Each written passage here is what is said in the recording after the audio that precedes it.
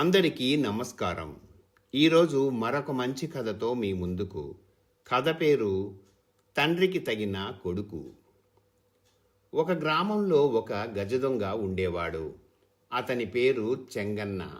అతనికి మల్లన్న అని 10 ఏళ్ల కొడుకు ఉండేవాడు. మల్లన్న కూడా తనలాగే చోర విద్యలో ఆరితేరి తన అనంతరం జీవితయాత్ర సాగించాలని చెంగన్న ఉద్దేశం.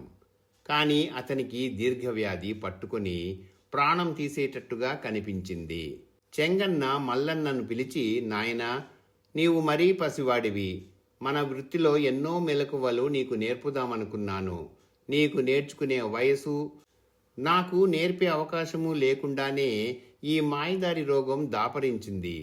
ఇది నన్ను పొట్టన పెట్టుకుంటే నువ్వు ఎట్లా బతుకుతావు? నువ్వు ఈ వృత్తి ఎవరి దగ్గర నేర్చుకుంటావు అన్నాడు. నీవేం బెంగ పెట్టుకోకు నాన్నా, నీ కొడుకునై ఉండి నీ పరువు కాపాడలేకపోతే ఎలా?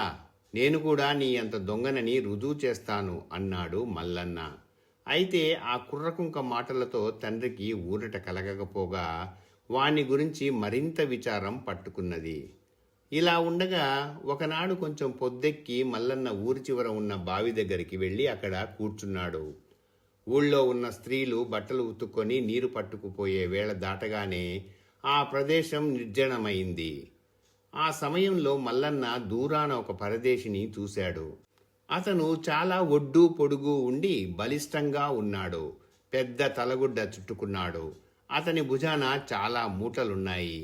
ఆ మనిషిని చూస్తూనే మల్లన్న దొంగ అని పసిగట్టేశాడు. ఆ మనిషి కిందటి రాత్రి ఎక్కడో దొంగతనం చేసి ఆ సరుకును మరెక్కడో అమ్ముకోవడానికి పోతున్నాడని మల్లన్న గ్రహించాడు. వెంటనే మల్లన్నకు ఒక యుక్తి తట్టింది. వాడు సన్నగా ఏడుస్తూ బావిగట్టున కూర్చొని బావిలోకి తొంగి చూడసాగాడు. వచ్చే మనిషికి మల్లన్న చెవికి ఉన్న పోగు కనబడింది. చుట్టుపక్కల ఎవరూ లేరు. ఆ పోగులు కాజేయడానికి మంచి అవకాశం అనుకొని ఆ మనిషి బావి దగ్గరికి వచ్చాడు. ఏమబ్బాయి, ఎందుకు ఏడుస్తున్నావు అన్నాడు ఆ మనిషి. మల్లన్న మరింత గట్టిగా ఏడుస్తూ చేత్తో బావిలోకి చూపించి, నా మెడలో ఉన్న బంగారు గొలుసు బావిలో పడింది. గొలుసు లేకుండా ఇంటికి పోతే మా అయ్య చంపేస్తాడు అని వెక్కుతూ అన్నాడు. ఏడవకు, ఈ మిఠాయి తిను. నీ గొలుసు నేను తీసి పెడతాగా. కాస్త ఈ మూటలు చూస్తూ ఉండు అంటూ ఆ మనిషి మల్లన్నకు తన మూటలలో ఒక దాని నుంచి తినుబండారం తీసి మూటలు బావి పక్కన పెట్టి బావిలోకి దిగాడు. వెంటనే మల్లన్న ఆ మూటలు 2 చేతులా ఎత్తుకొని శీఘ్రంగా ఇంటి దారి పట్టాడు. కొడుకు తెచ్చిన మూటలు చూసి మంచంలో కూర్చొని ఉన్న చెంగన్న, ఎక్కడివి రాయివి అని అడిగాడు.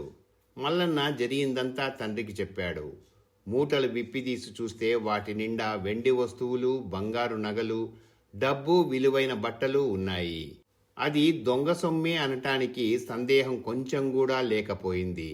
చెంగన్న పరమానందంతో, ఈ ఈడుకే నన్ను మించావురా, ఇక నేను నీకు నేర్పవలసింది ఏమీ లేదు అన్నాడు. ఇంతటితో కథ సమాప్తం. ఈ కథ మీకు నచ్చినట్లయితే లైక్ చేయండి, కామెంట్ చేయండి, తప్పకుండా షేర్ చేయండి, మర్చిపోకుండా సబ్స్క్రైబ్ చేయండి. అందరికీ ధన్యవాదాలు. ఇక సెలవు.